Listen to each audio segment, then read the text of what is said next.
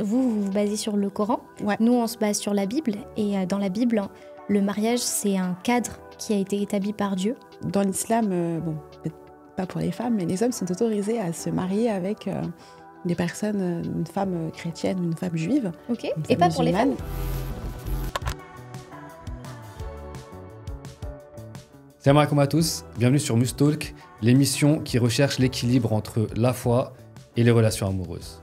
Aujourd'hui, on est avec Léana et Neila, avec qui on va parler de mariage. On va parler aussi des différences qui peuvent exister et surtout des choses qui nous rassemblent et les défis auxquels on fait face, nous, en tant que musulmans, et aussi les chrétiens. Et on va voir qu'il y a beaucoup de choses qui nous rapprochent et plus qu'on en pense.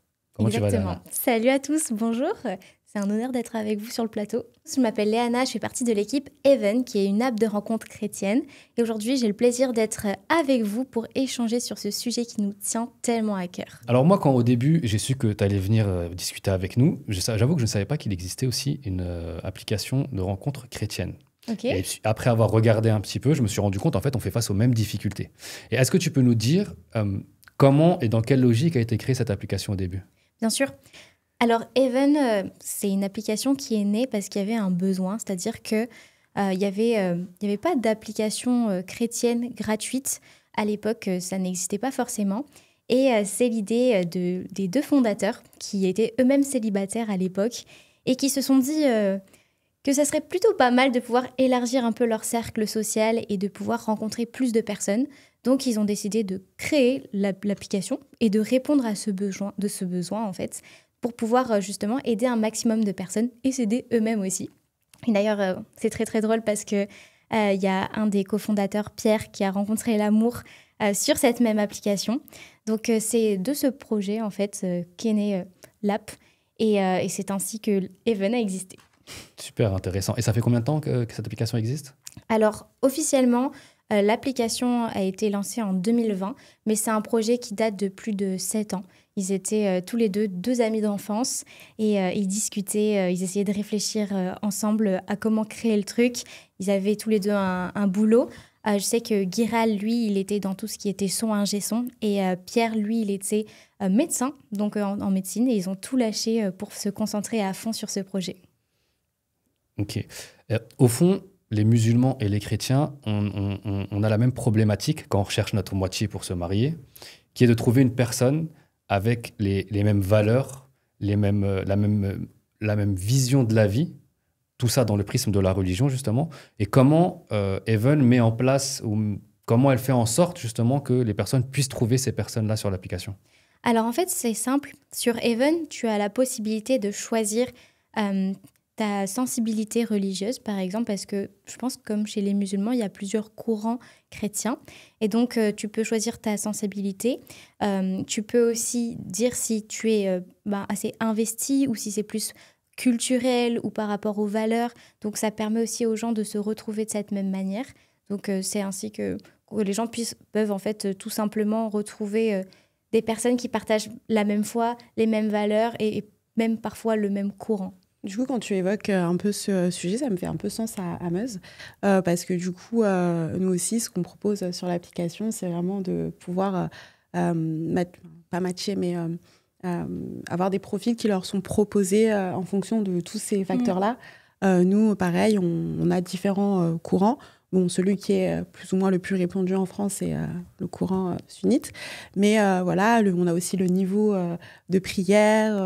On parle aussi de l'engagement, c'est-à-dire de quand la personne souhaite se marier, si elle souhaite inclure la famille. On a en fait des filtres assez précis. Donc, c'est un peu ce que tu nous dis. Parce que le but de l'app, c'est vraiment de rassembler les personnes qui ont les mêmes valeurs et quelque part la même foi aussi, pour qu'ils puissent se rejoindre, parce que le but d'une application religieuse, finalement, c'est le mariage. C'est ça. Donc, le plus important, c'est que les gens puissent trouver le mariage et puis ensuite avoir une famille, des enfants, etc.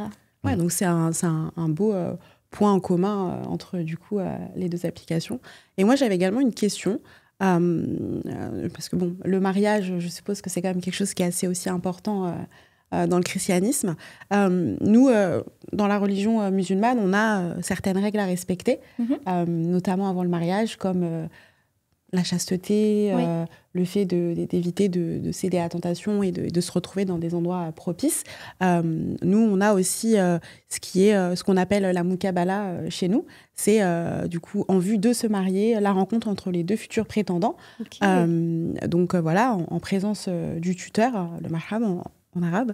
Et du coup, est-ce que voilà, il y a peut-être des règles similaires aussi du coup, pour les personnes chrétiennes en vue de se marier? Quelles sont Alors, vous vous basez sur le Coran. Ouais. Nous, on se base sur la Bible. Et dans la Bible, le mariage, c'est un cadre qui a été établi par Dieu. Et le plus important, c'est vraiment de se dire que Dieu veut qu'on puisse se marier parce que le mariage est bon et c'est une bénédiction. Et donc, c'est pas des règles, en fait, c'est plus des conseils pour pouvoir justement entrer dans le mariage de la meilleure façon possible. D'accord. Donc, par exemple, tout ce qui est la chasteté, etc., c'est des valeurs qu'on va retrouver. Mais c'est pas quelque chose... c'est pas une prison comme peut-être on pourrait l'imaginer. Moi, j'aime bien voir ça comme un peu... le mariage, c'est vraiment ton cadeau. Et finalement, quand tu arrives dans le mariage, tu déballes tout d'un coup. Oui, et je trouve que c'est beau de le voir de cette manière-là parce que parfois, on peut vraiment avoir cette impression que de se garder, entre guillemets, c'est quelque chose de mal vu. Et surtout dans la société où c'est pas forcément une valeur qui est mise en avant. Je pense que aussi avec l'époque dans laquelle exactement. on vit, ça peut être justement un enjeu commun qu'on peut retrouver. Oui, exactement. Aussi, Après, on est tous humains. On va parler vrai. Hein. Oui. On est tous humains. On a tous des envies, etc. Parce qu'on a été créés comme ça. Mm-hmm. Et c'est pas une obligation. Moi, je pense que Dieu ne nous oblige en rien, mais qu'il nous pousse à le faire par amour. Et je trouve que c'est même un bel acte d'amour pour la future personne, de se dire, écoute, tu sais quoi, je te connaissais pas encore, mais j'ai décidé de me garder pour toi. En tout cas, moi, ça a été mon cas, parce qu'aujourd'hui, je suis mariée. Félicitations. Et, merci beaucoup. et je sais que très jeune, j'ai pris cette décision-là d'attendre, en fait, le mariage, parce que je me disais, c'est un cadeau que je peux faire pour mon futur. Et lui, il n'était pas croyant quand on s'est rencontrés, il est devenu par la suite. Et il a été honoré, même s'il ne partageait pas forcément les valeurs de suite. Donc pour moi, je trouve que sur l'application, même si on va avoir des profils totalement différents, quand on est chrétien ou même musulman, on sait que voilà, il y a des valeurs communes. Oui. Mais maintenant, chacun aussi est libre de les respecter. Et le rôle de l'application n'est pas de veiller à ce que les gens le respectent ou pas. C'est juste que l'application, c'est un peu une safe place, c'est un cadre où les gens vont s'inscrire et on sait que voilà, ces valeurs-là sont mises en avant sur cette plateforme. Très beau. C'est un peu du coup, si je reprends un petit peu tes propos, nous, on dirait que c'est aussi le mariage est considéré comme un acte d'adoration. C'est quelque chose qui est très important. Dans l'islam, c'est comme compléter la moitié de sa religion. Donc oui, c'est quelque chose qu'on ne prend pas au sérieux. Et oui, le fait, je rebondis aussi, j'aime beaucoup les termes que tu as employés, le fait que ce ne soit pas une prison, que ce soit une obligation, mais que c'est plutôt quelque chose qui est plutôt, si on nous interdit quelque chose, c'est plutôt pour notre bien. C'est un choix, en fait, qu'on fait. C'est un choix parce qu'au final, même si il est conseillé de respecter ces valeurs-là, personne ne va venir dans notre intimité pour savoir si on le respecte ou pas. Mais c'est vraiment nous, devant Dieu, finalement, on est responsable par amour, etc. Parce que pour moi, de toute façon, on est là pour parler d'amour. On sert à un Dieu d'amour. Quand on parle de religion, la base, à la toute base, c'est l'amour. Donc, ce n'est pas quelque chose qui est forcé. Et je pense que même, on ne devrait jamais imposer ça à quelqu'un. Bien sûr. Donc voilà. Je ne sais pas si ça répond bien à ta question. Oui, ça répond. Oui. Je voulais revenir un petit peu sur ce que tu disais, justement sur les critères et sur l'application aussi. Est-ce que dans l'application, parce que je sais que sur Muse, on a justement des critères qu'on peut cocher pour retrouver des profils qui correspondent à ce qu'on recherche. Comment ça se passe justement sur Even? Est-ce que aussi vous avez ces critères-là? Vous avez des choix qui peuvent être faits? Comment ça se passe? Oui, alors déjà... Even est une application de slow dating, c'est-à-dire que ça va pas être comme les applications qu'on connaît où vraiment ça va être du swipe à l'infini limite. C'est vraiment, on a 3 profils par jour Et donc, par rapport à ce qu'on aura choisi, si par exemple on a choisi un courant en particulier, on va avoir des personnes qui sont à peu près du même courant que nous, qui vont pouvoir nous être proposées pour pouvoir être sûr que les personnes sont sur la même longueur d'onde.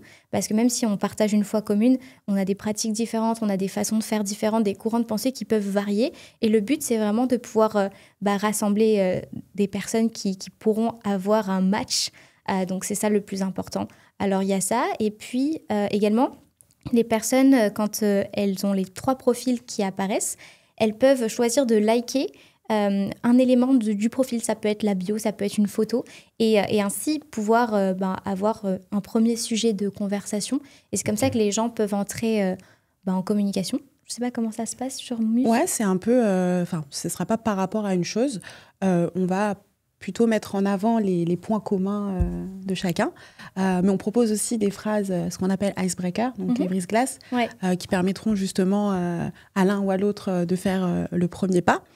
Et voilà, et puis c'est aussi par rapport à des critères communs surtout. On peut aussi afficher le pourcentage de compatibilité, ça aussi c'est très important. Ça. Donc on sait plus ou moins et on va surtout mettre en avant, alors bon, je pense que c'est aussi pareil pour vous, mais du coup on met surtout en avant les critères religieux. Oui, bien sûr. On peut aussi dans son profil mettre les choses qui nous paraissent plus ou moins importantes. Donc comme ça nous permet vraiment, nous, avec notre algorithme, de proposer... Et puis j'imagine que vous aussi, les gens peuvent préciser, parce que nous, on a la bio, oui, bien sûr, qui permet justement de s'exprimer et donc d'ajouter des choses en particulier si les personnes souhaitent en dévoiler plus. Bien sûr, il y a ce qu'on appelle icebreaker, c'est des questions auxquelles on peut répondre.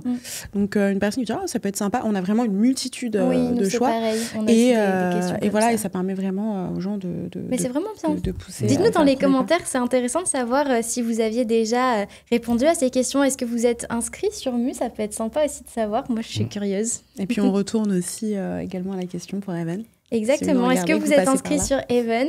Ça nous fait trop plaisir de lire vos commentaires. Aujourd'hui, on vit dans un monde très connecté, très digitalisé, ce qui veut dire aussi qu'il y a aussi beaucoup de gens qui profitent de toutes ces données qui existent sur Internet. Oui. Je sais que sur Muse, il y a un très gros travail qui est fait. De votre côté, justement, quel est le travail que vous mettez en place pour pouvoir assurer la sécurité de vos utilisateurs? Alors simplement, il faut qu'il y ait un like mutuel pour que les personnes puissent entrer en contact. Et puis, il y a aussi un modérateur. C'est-à-dire que pour éviter tout ce qui est harcèlement, etc., on a mis en place ce système pour pouvoir limiter tout ça avec un modérateur qui va même parfois aller jusqu'au bannissement s'il y a des personnes qui ne respectent pas les conditions de l'application. Sur Muse, est-ce que tu peux nous dire, Naïla, justement, quelles sont les choses qui ont été mises en place? Je sais par exemple on ne peut pas voir les photos. Il y a beaucoup de choses qui ont été mises en place. Tu peux nous en citer quelques-unes? Afin de pouvoir garantir un peu la sécurité, la confidentialité, oui, les personnes ont la possibilité ou non de flouter leurs photos. Bon, ça, je pense que c'est peut-être aussi quelque chose... Est-ce que c'est quelque chose qu'on peut retrouver on n'a pas, je crois, la possibilité de flouter. Ok. Bon, ça va être une des options, mais surtout pour vraiment garantir davantage la sécurité et une meilleure expérience utilisateur, on aura tendance à pousser les gens, si jamais il y a une mauvaise expérience, de pouvoir noter le profil. Donc, si la personne décide de dématcher, pourquoi? Donc, elle peut le mettre. Soit parce qu'il n'y a pas de compatibilité, ou parce que la personne ne correspondait pas, ou parce que justement c'est une mauvaise expérience. Donc on a la possibilité de remonter, et on a des personnes du coup chez Muse qu'on appelle l'équipe community, qui justement eux seront aussi des modérateurs, et voilà. Et puis je pense que on fait aussi, on essaie de faire un maximum de prévention. Hein. Il y a des règles à respecter. Il y a toujours des messages qui s'affichent comme quoi que, faut garder une démarche halal, parce qu'avant tout, c'est le mariage. Et voilà, tout simplement. Et moi, j'avais aussi une petite question. Du coup, auprès de la communauté chrétienne, comment est perçue une application comme Even? C'est plutôt bien reçu, plutôt mitigé? Alors, ça dépend. Je pense que ça dépend de la tranche d'âge. Ça dépend aussi du background, parce que chez les jeunes, Even, ça va être quelque chose de normalisé, parce qu'aujourd'hui, on vit dans une société connectée. Et je trouve qu'il y a de plus en plus de personnes qui s'ouvrent à ça, parce que c'est beau de le noter, mais on a vu qu'il y avait de plus en plus de personnes de la soixantaine qui se mettaient en ligne et qui utilisaient l'application. Donc, ça montre bien que l'application, en fait, c'est devenu presque quelque chose de normal. Ça fait partie des modes de rencontre du 21e siècle. D'accord. Et je trouve que ça ira de plus en plus parce qu'aujourd'hui, une personne sur 4 rencontre l'âme sœur en ligne. Et aux États-Unis, il me semble, c'est une personne sur 2, si je veux pas dire de bêtises dans les chiffres, parce que j'avais noté tout ça. Oui, c'est ça, une personne sur 2. Donc, ça montre vraiment que c'est l'avenir. Ouais, c'est vrai. Et puis, c'est pas comme on ne cesse de répéter, c'est dans l'air du temps. Nous, chez Meuse, on a pu concrétiser à travers le monde plus de 600 000 mariages aujourd'hui. Waouh. Donc magnifique, voilà. Magnifique, Joanne. Nous, on est heureux d'avoir célébré depuis 4 ans 400 mariages. Donc, c'est déjà magnifique. C'est magnifique de voir tout ce qui se passe. C'est clair. Et justement, je veux faire un parallèle parce que chez les musulmans, aujourd'hui, pour une personne qui n'est pas mariée, pour trouver justement la personne qu'elle recherche qui correspond à ses critères, c'est très difficile. Donc, quand on retire le côté appli dans le vrai monde, entre guillemets, tu vois, c'est très compliqué. Et est-ce que chez les chrétiens, il y a les mêmes problématiques? Bien sûr. Déjà, premièrement, je pense qu'on vit tous une vie à 100 à l'heure, surtout dans les grandes villes. Donc, c'est compliqué, métro, boulot, dodo, de se poser, de même des fois juste penser à l'amour. Donc, c'est compliqué. Je pense qu'aussi, il y a des personnes qui vivent dans des endroits reculés, qui fréquentent le même cercle d'amis, les mêmes personnes depuis des années et qui n'ont pas forcément cette possibilité de pouvoir élargir leur cercle social. Donc, l'application, ça vient aussi répondre à cette problématique. Et ce qui est incroyable, c'est aussi que ça vient vraiment casser les barrières et permettre justement de pouvoir aller au-delà, que ce soit des barrières culturelles, des barrières même du statut social, etc. C'est même des barrières géographiques. Parce que bien sûr, on choisit aussi les profils en fonction de notre zone géographique, même si on peut choisir d'élargir cette zone-là. Donc je trouve que c'est incroyable. Mais du coup, pour rebondir sur ce que tu dis, parce que là on reste un peu sur l'application, quels seraient peut-être les plus grands enjeux pour une personne chrétienne aujourd'hui qui sait de se marier? Enfin, les plus grandes problématiques, les choses auxquelles elle devrait faire face. C'est une grande question. Plutôt assez globale. Mais... Oui, bien sûr. Je pense qu'il y a plusieurs enjeux. Je pense qu'on a tous envie de trouver la bonne personne. Et c'est effrayant que ce soit sur une application ou pas d'ailleurs, parce que finalement, on ne peut jamais être sûr à 200% que cette personne avec qui on va se mettre, finalement, on va faire toute notre vie avec elle. Donc, je pense que ça, c'est vraiment le plus grand enjeu. C'est aussi vraiment de se dire que cette personne-là, ses défauts, est-ce que je vais pouvoir vivre avec jusqu'à la fin? Est-ce que je ne me trompe pas? Qu'est-ce que va penser ma famille, etc. Et je pense aussi que l'application, ça peut peut-être rajouter aussi de temps en temps un peu une certaine forme de pression parce que la personne, finalement, on l'a rencontrée dans un cadre où on n'a pas eu le temps de devenir amis. Les choses ont été un peu provoquées parce qu'on a voulu faire cette démarche. Mais en même temps, je crois que une rencontre est une rencontre, quelle qu'elle soit en ligne, qu'elle soit en réel, parce que la finalité, c'est le mariage. C'est ça. Donc, ça n'enlève en rien la magie de tout ça. Il suffit que les intentions soient réellement sincères et qu'on cherche la même chose. C'est ça. Est-ce que là, on est sur des applications religieuses, nous, par exemple, on a aussi une chose qui nous aide beaucoup, et c'est vraiment quelque chose que je conseille à tous aussi, c'est nous, ce qu'on appelle les invocations, c'est-à-dire qu'on consulte... notre créateur, Allah. Donc, on va créer les causes. Nous, c'est un peu ça. C'est comme tu pouvais dire, provoquer le destin. On va créer les causes. Mais avant tout, vu qu'on ait une application religieuse, on va plutôt concerter le divin qui nous enverra des signes ou pas. Bien sûr. Mais du coup, ça pourrait être aussi une chose qui pourrait justement venir appuyer ce sentiment de oui ou non. Est-ce que c'est cette personne? Est-ce que cette personne nous convient aussi? Donc, voilà. Moi, je crois que en tant que chrétien, en tout cas, on croit vraiment en la providence de Dieu et on croit qu'il est capable de conduire les choses, même un algorithme.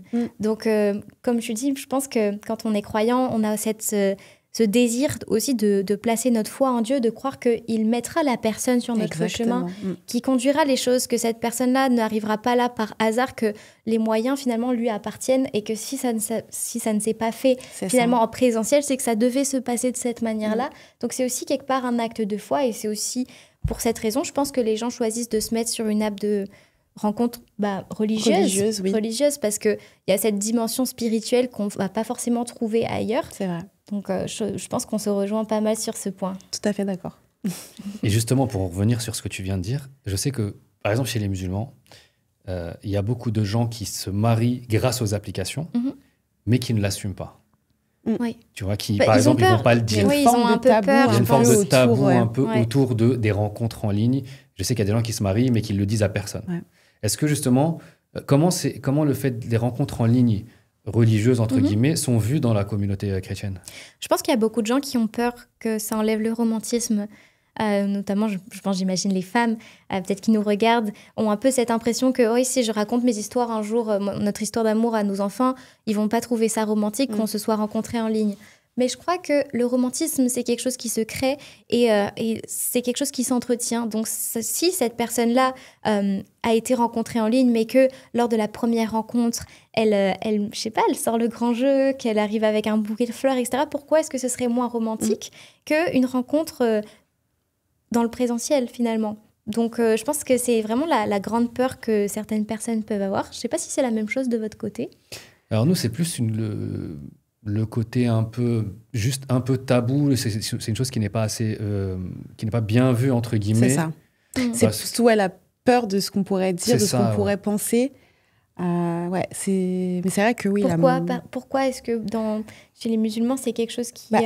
S'il y a des propos qu'on entend souvent, c'est que c'est souvent perçu un peu comme innovation. Et nous, l'innovation, c'est pas l'innovation à proprement parler. Bien sûr. C'est-à-dire qu'il n'y a pas vraiment d'écrits ou de choses sur lesquelles on devrait se baser par rapport à ça. Et ouais, il y a plein de...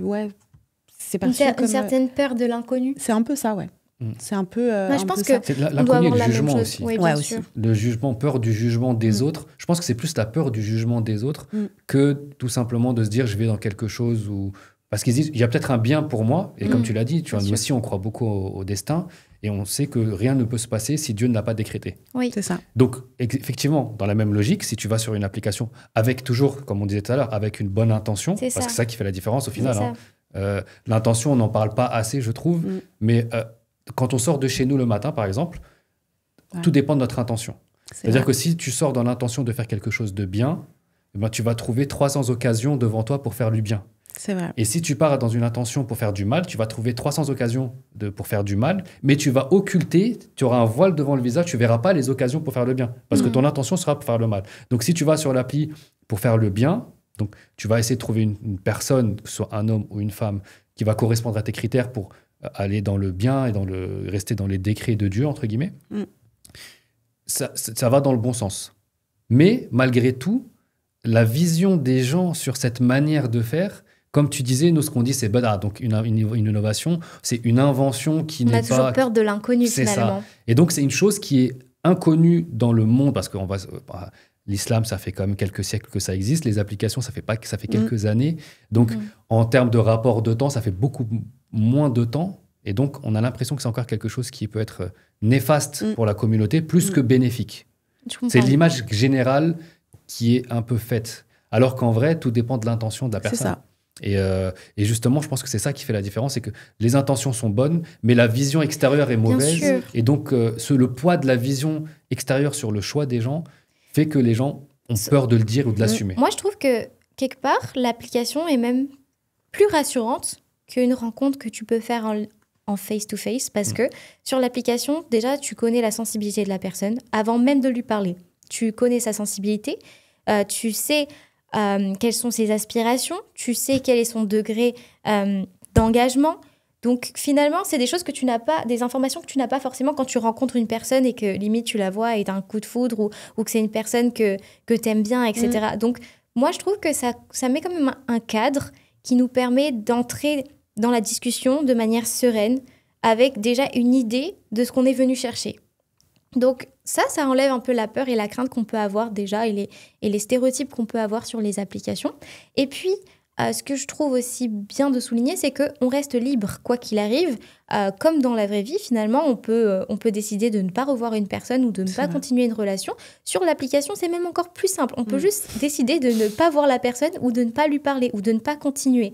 Donc, en soi, pour moi, une application rajoute de la sécurité et du confort dans la recherche d'une relation stable et durable. C'est toujours un endroit où, si jamais on a une mauvaise expérience, on aura toujours quelqu'un sur qui se référer, contrairement à la vraie vie. Exactement. Et je trouve que c'est aussi une manière de pouvoir apprendre à faire connaissance sans être vraiment trop dans la précipitation. Exactement. Parce qu'on n'est pas Bien sûr. en face à face. Même si on sait qu'on a un objectif commun qui est celui de se marier, c'est pas parce qu'on envoie un message à quelqu'un qu'on va l'épouser. Oui, c'est sûr. C'est le même principe que, comme je disais tout à l'heure, la Mukabala. Souvent, les personnes ont un peu peur et ils ont aussi honte. Par exemple, de dire, voilà, j'ai rencontré quelqu'un sur une application de rencontre et je souhaiterais le rencontrer dans la vraie vie. Donc, il y a toujours cette forme un peu d'inconfort, de tabou, quoi, tout simplement. Et si jamais on rencontre une première personne en vrai aussi, c'est pas forcément... Mais c'est ça, mais c'est la prise de risque. C'est ça, c'est apprendre à se connaître tout en respectant un cadre. Je trouve que c'est super important de respecter un cadre et en gardant toujours l'intention, comme tu disais tout à l'heure. Mais voilà, c'est pas parce qu'on va discuter avec une personne ou qu'on va décider de l'avoir en face-to-face que tout de suite c'est une forme d'engagement. Mais de toute façon, qu'on se le dise, que ce soit en face-to-face, comme on dit, dans la vraie vie, ou que ce soit en ligne, on aura toujours une appréhension. Bien sûr. Il y aura toujours cette appréhension de se dire le premier rendez-vous, comment ça va se passer, qu'est-ce que je vais mettre, qu'est-ce que je vais dire, qu'est-ce que la personne va penser de moi. C'est des choses qui arrivent quoi qu'il arrive. C'est naturel. C'est humain. C'est naturel, c'est humain. Donc en fait, en ligne, il y a cette possibilité, certes, de se préparer, de se dire, OK, voilà, cette personne-là, elle va venir tel jour, ça va être comme ça. J'ai parlé avec elle. Mais il n'y a pas non plus... Il n'y a pas non plus de danger, dans le sens où on se rencontre dans un lieu public, la plupart du temps, on discute, on a déjà discuté au préalable, je sais déjà quelles sont les attentes de la personne, parce que parfois, quand on ne passe pas par une application, on ne sait pas quelles sont les attentes. On invite quelqu'un à boire un café, mais est-ce que cette personne va me friendzoner ? Ou est-ce que cette personne veut quelque chose ? Est-ce que cette personne est intéressée ?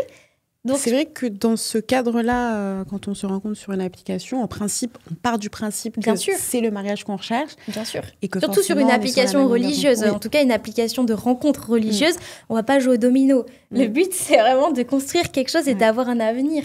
Donc, je trouve que c'est rassurant. Est-ce que tu pourrais peut-être nous raconter ton histoire ? Parce que tu nous as évoqué que tu étais mariée, il me semble. Oui, je fais une spéciale dédicace à mon mari. Oui, écoutez, moi, je suis mariée depuis 2021. J'ai rencontré mon mari à l'âge de 16 ans. Et comme vous, je pense, j'avais énormément d'appréhension. C'est le seul homme que j'ai connu parce que j'avais vraiment ce désir de justement me garder, me préserver. Et j'avais cette vision que pour moi, le mariage, c'est une bénédiction et qu'on peut être vraiment un cadeau pour l'autre. Donc, j'avais cette vision-là. Oui. Donc mon mari n'était pas croyant quand on s'est rencontrés au lycée. Il a fait son chemin de son côté. Il a rencontré Dieu. Et suite à ça, en fait, les choses se sont faites naturellement. À la base, c'était mon meilleur ami. Donc voilà, au bout de plusieurs échanges. Ce qui est très, très drôle, c'est que moi, je savais exactement ce que je voulais. Donc quand on était juste amis et que je l'ai rencontré, je lui disais, tu sais, si un jour... il y a un garçon qui veut sortir avec moi, en fait, je vais être claire, je lui dis soit il m'épouse ou soit il n'y a rien du tout. Donc, c'était très, très clair. Et je pense que c'est quelque chose qu'on peut retenir même dans le cadre d'une rencontre sur une application, de ne pas avoir peur d'affirmer ses valeurs. Parce qu'il y aura toujours des personnes, en fait, qui partageront nos valeurs et c'est important de savoir ce qu'on veut dans la vie.